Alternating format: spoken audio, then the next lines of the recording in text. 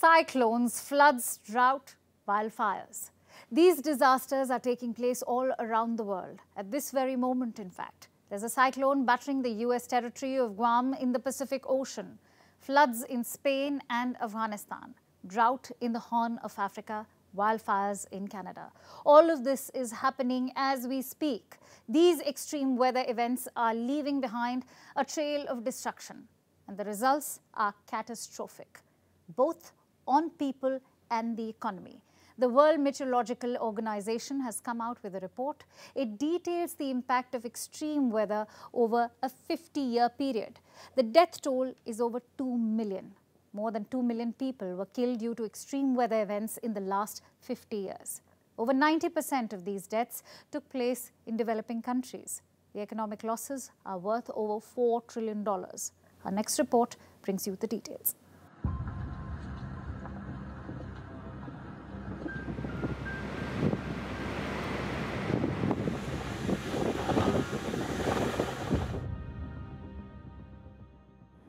It should be common knowledge that people should revere Mother Nature or be prepared to face the consequences. Humans seem to have forgotten this bit of wisdom, and we've been paying the price. Extreme weather has taken 2 million lives over the past 50 years.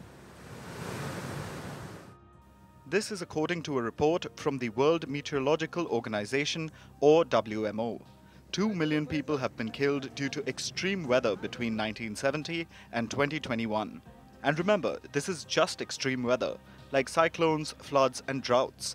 We aren't talking about things like earthquakes and volcanic eruptions. Those are considered natural disasters. Extreme weather is different. It's something that human activity can aggravate, which we have done.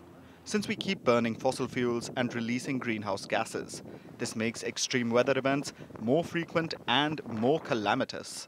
Let's take a look at what's going on in just the last few days. We first turn to the Pacific island of Guam. It's a US territory in the Pacific. The people there just faced Super Typhoon Mawar. The tropical cyclone battered the island with wind speeds of over 240 kilometers per hour. It has left now, but the island still faces strong winds. Half a day and good morning. I am so glad we are safe. We have weathered this storm. The worst has gone by, but we are going to continue experiencing tropical storm winds up to about 40-50 miles per hour. So I ask you again to please stay home for your protection and your safety. Meanwhile, America's northern neighbor is facing dozens of wildfires. Canada's Alberta province is ablaze. Thousands of firefighters from Canada and the US are trying to get the fires under control. There are 71 wildfires in the forest protection area of Alberta. 20 of those are out of control. So far this year, we've responded to 520 wildfires, burning more than 1,017,000 hectares. It's so bad, Australia and New Zealand have pledged to send their firefighters to help out. Then there's Spain. It's facing the full bouquet of disasters. Hailstorms in the north, wildfires and drought in the center, and floods in the east and south. There is no water and the reservoir has dried up. We don't know what happened, but they tried to fix it and now we can't drink the water. They're offering us water in trucks. I've lived here since January, and the shame of being from Murcia is that every time it rains, it pours, and everything gets flooded. Because really no effective solutions are put in place to avoid this from happening. So now it's time to check whether insurance will cover all of that.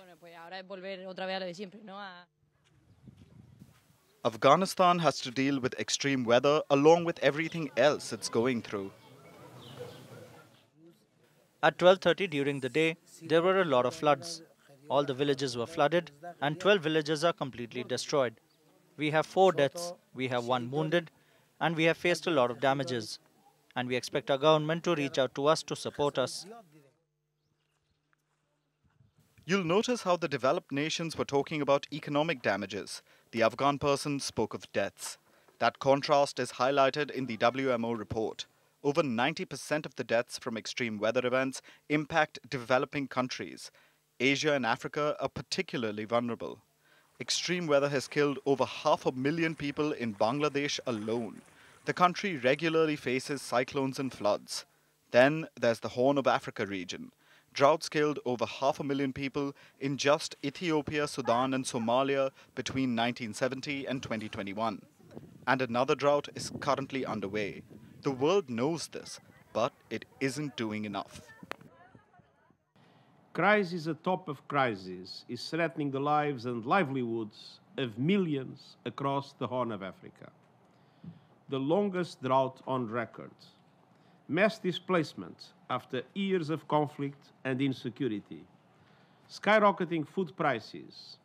And now chaos and fighting have engulfed Sudan, radiating instability across the entire region. I call on donors and the international community to urgently fund the 2023 humanitarian response plan for the region. Today, they are just close to 20% funded, and this is unacceptable. Developed countries pledged about $2.4 billion yesterday. They were quite happy about it, even though the UN says it needs $7 billion. Over the years, rich nations have paid the lion's share for humanitarian assistance and the rebuilding of infrastructure after extreme climate events. The US alone suffered economic losses worth $1.7 trillion since 1970. That's about 40% of the global losses due to extreme weather. Yet, despite the cost, the developed world is still slow to fight climate change. Maybe because they have the money to burn on recovery.